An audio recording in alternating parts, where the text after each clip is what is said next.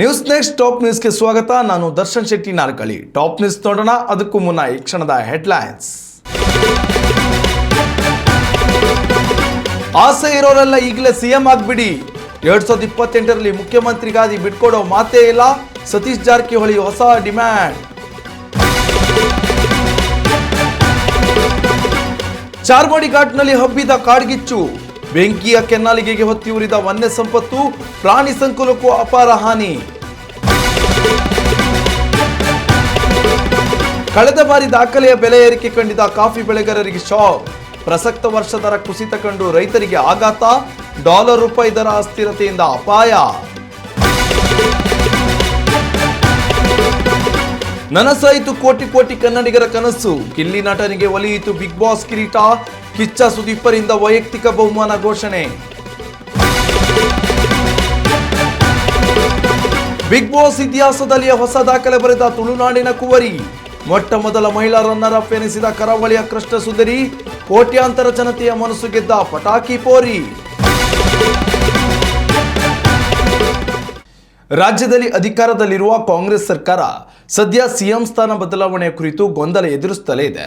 ಈ ನಡುವೆ ಸತೀಶ್ ಜಾರಕಿಹೊಳಿ ಕುತೂಹಲಕಾರಿ ಹೇಳಿಕೆಯೊಂದನ್ನು ನೀಡಿದ್ದು, 2028ರಲ್ಲಿ ಒಂದು ವೇಳೆ ಕಾಂಗ್ರೆಸ್ ಮತ್ತೆ ಅಧಿಕಾರಕ್ಕೆ ಬಂದರೆ ಮತ್ತೆ ಸಿಎಂ ಸ್ಥಾನ ಗೊಂದಲ ಮುಂದುವರಿಯುವುದು ಪಕ್ಕಾ ಅನ್ನೋದು ಸ್ಪಷ್ಟವಾಗಿದೆ. ದಾವಣಗೆರೆಯ ಚನ್ನಗಿರಿ ತಾಲೂಕಿನ ಗೋಪೇನಹಳ್ಳಿಯಲ್ಲಿ ಈ ವಿಚಾರವಾಗಿ ಮಾತನಾಡಿರುವ ಸಚಿವ ಸತೀಶ್ ಜಾರಕಿಹೊಳಿ, ಆಸೆ ಇರೋರೆಲ್ಲ ಈ ಅವಧಿಯಲ್ಲಿಯೇ ಸಿಎಂ ಆಗ್ಬಿಡಿ. ಯಾಕೆಂದರೆ 2028ರಲ್ಲಿ ಸಿಎಂ ಸ್ಥಾನಕ್ಕೆ ನಾನು ಬೇಡಿಕೆ ಇಡ್ತೇನೆ. ಪ್ರಸಕ್ತ ಸಾಲಿನಲ್ಲಿ ಯಾರೇ ಸಿಎಂ ಆದರೂ ಬೆಂಬಲವಿದೆ. ಆದರೆ ಮುಂದಿನ ಅವಧಿಯಲ್ಲಿ ಮುಖ್ಯಮಂತ್ರಿ ಸ್ಥಾನ ಬಿಟ್ಟುಕೊಡುವ ಮಾತೇ ಇಲ್ಲ ಎಂದಿದ್ದಾರೆ. ಡಿಸಿಎಂ ಡಿಕೆ ಶಿವಕುಮಾರ್ ದೆಹಲಿ ಭೇಟಿ ವಿಚಾರವಾಗಿಯೂ ಇದೇ ವೇಳೆ ಮಾತನಾಡಿದ ಅವರು ಅಸ್ಸಾಂ ವಿಧಾನಸಭೆ ಚುನಾವಣೆಯ ವೀಕ್ಷಕರಾಗಿದ್ದಾರೆ. ಹೀಗಾಗಿ ಅವರು ಚುನಾವಣಾ ಪೂರ್ವ ತಯಾರಿಯ ನಿಮಿತ್ತ ದೆಹಲಿಗೆ ಭೇಟಿ ಕೊಡುತ್ತಿದ್ದಾರೆ. ಇದಕ್ಕೆ ವಿಶೇಷ ಅರ್ಥ ಕಲ್ಪಿಸುವ ಅಗತ್ಯ ಇಲ್ಲ ಎಂದಿದ್ದಾರೆ. ಉತ್ತಮ ಸಂಸ್ಕಾರಯುತ ಶಿಕ್ಷಣದೊಂದಿಗೆ VSS English medium CBSE school Udupi Muddur. ನರ್ಸರಿಯಿಂದ 10ನೇ ತರಗತಿವರೆಗೆ ಶಿಕ್ಷಣದ ಜೊತೆಗೆ 5ರಿಂದ 10ನೇ ತರಗತಿವರೆಗಿನ ವಿದ್ಯಾರ್ಥಿನಿಯರಿಗೆ ಉತ್ತಮ ಹಾಸ್ಟೆಲ್ ಸೌಲಭ್ಯವೂ ಇದೆ. ನಿಮ್ಮ ಮಕ್ಕಳ ಪ್ರವೇಶಾತಿಗಾಗಿ ಈ ಸಂಖ್ಯೆಗೆ ಕರೆ ಮಾಡಿ.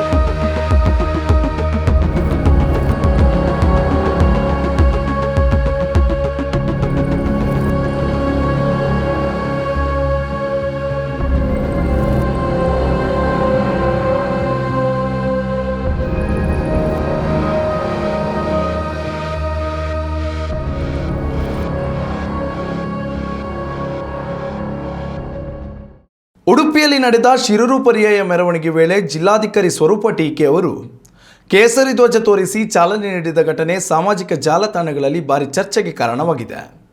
ಈ ನಡೆ ರಾಜಕೀಯ ಪ್ರೇರಿತವೇ ಎಂಬ ಪ್ರಶ್ನೆಗಳು ಎದ್ದ ಬೆನ್ನಲ್ಲೇ ಇದೀಗ ಜಿಲ್ಲಾಧಿಕಾರಿಗಳಿಂದ ಸ್ಪಷ್ಟನೆ ಲಭಿಸಿದೆ.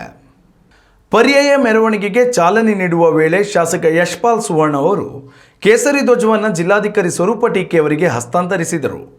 ಶಾಸಕರಿಂದ ಧ್ವಜ ಪಡೆದು ಜಿಲ್ಲಾಧಿಕಾರಿ ಮೆರವಣಿಗೆಗೆ ಚಾಲನೆ ನೀಡಿದ್ದು ಸಾಮಾಜಿಕ ಜಾಲತಾಣಗಳಲ್ಲಿ ಆಕ್ಷೇಪಕ್ಕೆ ಕಾರಣವಾಯಿತು. ಆದರೆ ಈ ಕುರಿತಂತೆ ಪ್ರತಿಕ್ರಿಯೆ ನೀಡಿರುವ ಜಿಲ್ಲಾಧಿಕಾರಿ ಸ್ವರೂಪ ಟೀಕೆ, ಪರ್ಯಾಯ ಮಹೋತ್ಸವದ ಸಂದರ್ಭದಲ್ಲಿ ತಾವು ಉಡುಪಿ ನಗರಸಭೆಯ ಆಡಳಿತಾಧಿಕಾರಿಯಾಗಿ ಕರ್ತವ್ಯ ನಿರ್ವಹಿಸುತ್ತಿದ್ದೆ ಎಂದು ಸ್ಪಷ್ಟಪಡಿಸಿದ್ದಾರೆ. ನಾನು ನಗರಸಭೆಯ ಆಡಳಿತಾಧಿಕಾರಿಯಾಗಿರುವ ಕಾರಣದಿಂದ ಪುರಪ್ರವೇಶ ಕಾರ್ಯಕ್ರಮಕ್ಕೆ ಚಾಲನೆ ನೀಡಿದ್ದೇನೆ. ಇದು ಯಾವುದೇ ರೀತಿಯ ರಾಜಕೀಯ ಪ್ರೇರಿತ ಭಾಗವಹಿಸುವಿಕೆ ಅಲ್ಲ. ಯತಿಗಳ ಪೌರ ಸಮ್ಮಾನ, ಸರ್ವಜ್ಞ ಪೀಠಾರೋಹಣದ ನಂತರ ನಡೆದ ದರ್ಬಾರು ಕಾರ್ಯಕ್ರಮದಲ್ಲೂ ಆಡಳಿತಾಧಿಕಾರಿಯಾಗಿ ಭಾಗವಹಿಸಿದ್ದೇನೆ. ಈ ವಿಚಾರವನ್ನು ಸಾರ್ವಜನಿಕರು ಸರಿಯಾದ ದೃಷ್ಟಿಕೋನದಲ್ಲಿ ಗಮನಿಸಬೇಕು ಎಂದು ಜಿಲ್ಲಾಧಿಕಾರಿ ಸ್ವರೂಪ ಟೀಕೆ ಅವರು ಮನವಿ ಮಾಡಿದ್ದಾರೆ.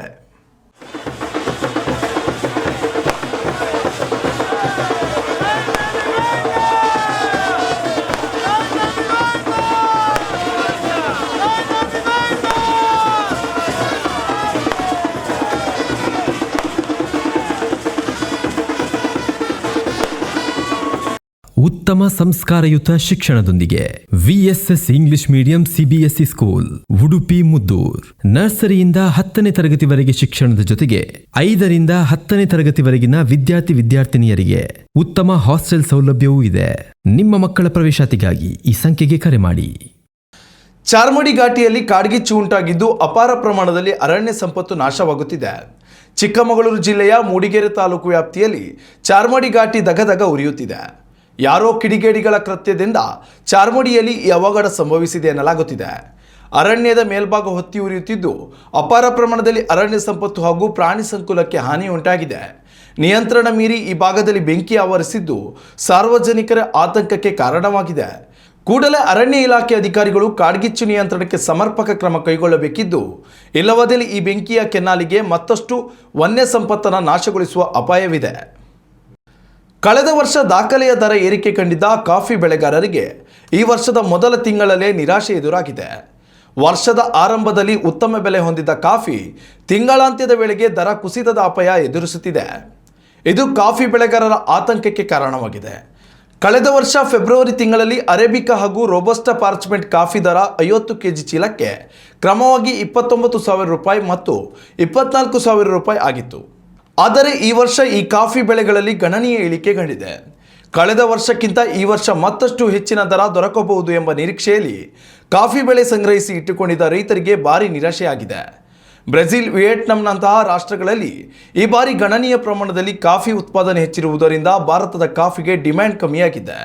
ಯುರೋಪ್ ಮತ್ತು ಅಮೆರಿಕದಂತಹ ಪ್ರಮುಖ ಕಾಫಿ ಬೇಡಿಕೆ ಇರುವ ಪ್ರದೇಶಗಳಲ್ಲಿ ಆರ್ಥಿಕ ಒತ್ತಡ, ಹಣದುಬ್ಬರ ಮತ್ತಿತರ ಕಾರಣಗಳಿಂದಾಗಿ ಕಾಫಿಗೆ ಬೇಡಿಕೆ ಕೂಡ ಕಮ್ಮಿಯಾಗಿದೆ. ಅಲ್ಲದೆ ಡಾಲರ್ ಮತ್ತು ರೂಪಾಯಿ ದರದ ವಿನಿಮಯ ಅಸ್ಥಿರತೆ ಕೂಡ ಕಾಫಿ ದರ ಇಳಿಕೆಯಾಗಲು ಪ್ರಮುಖ ಕಾರಣ ಎನ್ನಲಾಗಿದೆ. ಉತ್ತಮ ಸಂಸ್ಕಾರಯುತ ಶಿಕ್ಷಣದೊಂದಿಗೆ VSS English medium CBSE school Udupi Muddur. ನರ್ಸರಿಯಿಂದ 10ನೇ ತರಗತಿವರೆಗೆ ಶಿಕ್ಷಣದ ಜೊತೆಗೆ 5ರಿಂದ 10ನೇ ತರಗತಿವರೆಗಿನ ವಿದ್ಯಾರ್ಥಿನಿಯರಿಗೆ ಉತ್ತಮ ಹಾಸ್ಟೆಲ್ ಸೌಲಭ್ಯವೂ ಇದೆ. ನಿಮ್ಮ ಮಕ್ಕಳ ಪ್ರವೇಶಾತಿಗಾಗಿ ಈ ಸಂಖ್ಯೆಗೆ ಕರೆ ಮಾಡಿ. ಈ ವರ್ಷ ಟಿಆರ್ಪಿ ರೇಸ್ನಲ್ಲಿ ನಾಗಲೋಟದಿಂದ ಸಾಗಿದ್ದ ಬಿಗ್ ಬಾಸ್ ಸೀಸನ್ 12 ಫಿನಾಲೆ ಪ್ರದರ್ಶನ ಮುಗಿಸಿ ತನ್ನ ಕಾರ್ಯಕ್ರಮ ಅಂತ್ಯಗೊಳಿಸಿದೆ. ಸುದೀಪ್ ನೇತೃತ್ವದಲ್ಲಿ ಮೂಡಿಬಂದ ಈ ಕಾರ್ಯಕ್ರಮದಲ್ಲಿ ಗಿಲ್ಲಿ ನಟ ವಿಜೇತರಾಗಿ ಹೊರಹೊಮ್ಮಿದ್ದಾರೆ. ಈ ಮೂಲಕ ಕೋಟ್ಯಂತರ ಕನ್ನಡಿಗರ ಕನಸು ನನಸಾಗಿದೆ. ಸೀಸನ್ ಆರಂಭದಿಂದಲೇ ತಮ್ಮ ನೇರ ನಿಲುವು, ಕಾಮಿಡಿ ಕಚಗುಳಿ, ಸೆನ್ಸ್ ಆಫ್ ಹ್ಯೂಮರ್ ಮೂಲಕವೇ ಮನೆ ಮಾತಾಗಿದ್ದ ಗಿಲ್ಲಿ ನಟನಿಗೆ ಅಭಿಮಾನಿ ಬಳಗ ಬೆಳೆಯುತ್ತಲೇ ಹೋಗಿತ್ತು. ಅಂತೆಯೇ ದಾಖಲೆಯ 37 ಕೋಟಿ ಮತಗಳನ್ನು ತಮ್ಮದಾಗಿಸಿಕೊಳ್ಳುವ ಮೂಲಕ ಗಿಲ್ಲಿ ನಟ ಬಿಗ್ ಬಾಸ್ ಟ್ರೋಫಿಗೆ ಮುತ್ತಿಟ್ಟಿದ್ದಾರೆ. ಬಿಗ್ ಬಾಸ್ ವಿನ್ನರ್ ಆಗಿರುವ ಗಿಲ್ಲಿ ನಟನಿಗೆ 50 ಲಕ್ಷ ರೂಪಾಯಿ ಬಹುಮಾನ ಹಾಗೂ ಕಾರು ಬಹುಮಾನವಾಗಿ ದೊರಕಿದೆ. ಇದರ ಜೊತೆಯಲ್ಲಿ ಸೀಸನ್ನಲ್ಲಿ ಅತ್ಯಂತ ಉತ್ತಮವಾಗಿ ಆಡಿರುವ ಗಿಲ್ಲಿ ನಟನಿಗೆ ಸುದೀಪ್ ವೈಯಕ್ತಿಕವಾಗಿ 10 ಲಕ್ಷ ರೂಪಾಯಿ ಬಹುಮಾನ ಘೋಷಿಸಿದ್ದಾರೆ. ನಟ ಗಿಲ್ಲಿ ವಿನ್ನರ್ ಎಂದು ಘೋಷಣೆಯಾಗುತ್ತಿದ್ದಂತೆ ಜನಸ್ತೋಮವೇ ಜಮಾಯಿಸಿದೆ. ಯಾವುದೇ ಅವಘಡ ಸಂಭವಿಸಿದಂತೆ ತಡೆಯುವ ಸಲುವಾಗಿ ಪೊಲೀಸ್ ವರಿಷ್ಠಾಧಿಕಾರಿಗಳು ಬಿಗ್ ಬಾಸ್ ಫೈನಲಿಸ್ಟ್ಗಳನ್ನು ವೇದಿಕೆಯಿಂದ ಹೊರಬಿಡದಂತೆ ಬಿಗ್ ಬಾಸ್ ತಂಡಕ್ಕೆ ಸೂಚನೆ ನೀಡಿದರು. ಜನರ ಗುಂಪು ತಿಳಿಯಾದ ಬಳಿಕ ರಾತ್ರಿ ವೇಳೆಗೆ ಬಿಗ್ ಬಾಸ್ ಸ್ಪರ್ಧಿಗಳು ಕಾರ್ಯಕ್ರಮದಿಂದ ಹೊರಬಂದಿದ್ದಾರೆ. ಬಿಗ್ ಬಾಸ್ ಸೀಸನ್ 12ರಲ್ಲಿ ಸಾಕಷ್ಟು ಏಳು ಬೀಳುಗಳನ್ನು ಕಂಡ ಕರಾವಳಿಯ ಕೃಷ್ಣ ಸುಂದರಿ ರಕ್ಷಿತಾ ಶೆಟ್ಟಿ ಬಿಗ್ ಬಾಸ್ ಕನ್ನಡ ಇತಿಹಾಸದಲ್ಲಿ ಹೊಸ ದಾಖಲೆನೇ ಬರೆದಿದ್ದಾರೆ. ಈ ಸೀಸನ್ನ ರನ್ನರ್ ಅಪ್ ಆಗಿ ಹೊರಹೊಮ್ಮುವ ಮೂಲಕ ಬಿಗ್ ಬಾಸ್ ಕನ್ನಡ ಇತಿಹಾಸದಲ್ಲೇ ಮೊದಲ ಮಹಿಳಾ ರನ್ನರ್ ಅಪ್ ಎಂಬ ಕೀರ್ತಿಗೆ ಪಾತ್ರರಾಗಿದ್ದಾರೆ. ಹಾಗೂ ಫಿನಾಲೆಯಲ್ಲಿ ನಟ ಕಿಚ್ಚ ಸುದೀಪ್ ಕೈ ಹಿಡಿದ ಎರಡನೇ ಮಹಿಳಾ ಸ್ಪರ್ಧಿ ಎಂಬ ಗರಿಮೆ ಗಳಿಸಿದ್ದಾರೆ. ರಕ್ಷಿತಾ ಶೆಟ್ಟಿ ಈ ಬಾರಿ ವಿನ್ನರ್ ಆಗಬೇಕು ಎಂದು ಉಡುಪಿ ಹಾಗೂ ದಕ್ಷಿಣ ಕನ್ನಡ ಜಿಲ್ಲೆ ಸೇರಿದಂತೆ ರಾಜ್ಯಾದ್ಯಂತ ಭಾರಿ ಬೆಂಬಲ ವ್ಯಕ್ತವಾಗಿತ್ತು. ಅಂತೆಯೇ ಘಟಾನುಘಟಿ ಸ್ಪರ್ಧಿಗಳನ್ನೇ ಹಿಂದಿಕ್ಕಿದ ಪಟಾಕಿ ಪೋರಿ ರಕ್ಷಿತಾ ಶೆಟ್ಟಿ ರನ್ನರ್ ಅಪ್ ಸ್ಥಾನ ಗಳಿಸುವಲ್ಲಿ ಯಶಸ್ವಿಯಾಗಿದ್ದಾರೆ. ನೇರ ನಿಲುವಿನ ಸಾದಾಸೀದ ಹುಡುಗಿ ರಕ್ಷಿತಾ ಶೆಟ್ಟಿ ತಮ್ಮ ಸರಳತೆಯ ಮೂಲಕವೇ ಕನ್ನಡಿಗರ ಮನ ಗೆಲ್ಲುವಲ್ಲಿ ಯಶಸ್ವಿಯಾಗಿದ್ದರು. ಮೂಲತಃ ಪಡುಬಿದ್ರೆಯವರಾದ ರಕ್ಷಿತಾ ಶೆಟ್ಟಿ ಬೆಳೆದಿದ್ದು ಮುಂಬೈನಲ್ಲಿ. ಸ್ಪಷ್ಟ ಕನ್ನಡ ಬಾರದೇ ಇದ್ದರೂ ತಮ್ಮ ಮುದ್ದಾದ ಕನ್ನಡ ಭಾಷೆಯ ಮೂಲಕವೇ ಕನ್ನಡಿಗರ ಮನಸ್ಸು ಗೆಲ್ಲುವಲ್ಲಿ ರಕ್ಷಿತಾ ಯಶಸ್ವಿಯಾಗಿದ್ದರು. ರಕ್ಷಿತಾ ಬಿಗ್ ಬಾಸ್ ಕನ್ನಡ ಇತಿಹಾಸದ ಎರಡನೇ ಮಹಿಳಾ ವಿನ್ನರ್ ಆಗಬೇಕೆಂದು ಅನೇಕರು ಆಸೆ ಪಟ್ಟಿದ್ದರು. ಆದರೆ ಕೊನೆಯ ಹಂತದಲ್ಲಿ ರಕ್ಷಿತಾ ಬಿಗ್ ಬಾಸ್ ಟ್ರೋಫಿಯಿಂದ ವಂಚಿತರಾಗಿದ್ದಾರೆ. ಆದರೆ ಕಿಚ್ಚ ಸುದೀಪರ ಎರಡು ಕೈಗಳಲ್ಲಿ ಒಂದು ಕೈಯನ್ನು ಹಿಡಿದುಕೊಳ್ಳುವಲ್ಲಿ ಯಶಸ್ವಿಯಾದ ರಕ್ಷಿತಾ ಶೆಟ್ಟಿ ಈ ಮೂಲಕ ಕರಾವಳಿಗರ ಗರಿಮೆಯನ್ನು ಹೆಚ್ಚಿಸಿದ್ದಾರೆ. ಇನ್ನಷ್ಟು ತಾಜಾ ಸುದ್ದಿಗಳಿಗಾಗಿ ನೋಡ್ತಾ ಇರಿ ನ್ಯೂಸ್ ನೆಕ್ಸ್ಟ್. ಇದು ವರ್ತಮಾನದ ಕೈಗನ್ನಡಿ. ಉತ್ತಮ ಸಂಸ್ಕಾರಯುತ ಶಿಕ್ಷಣದೊಂದಿಗೆ VSS English medium CBSE school Udupi Muddur. ನರ್ಸರಿಯಿಂದ 10ನೇ ತರಗತಿವರೆಗೆ ಶಿಕ್ಷಣದ ಜೊತೆಗೆ 5ರಿಂದ 10ನೇ ತರಗತಿವರೆಗಿನ ವಿದ್ಯಾರ್ಥಿನಿಯರಿಗೆ ಉತ್ತಮ ಹಾಸ್ಟೆಲ್ ಸೌಲಭ್ಯವೂ ಇದೆ. ನಿಮ್ಮ ಮಕ್ಕಳ ಪ್ರವೇಶಾತಿಗಾಗಿ ಈ ಸಂಖ್ಯೆಗೆ ಕರೆ ಮಾಡಿ.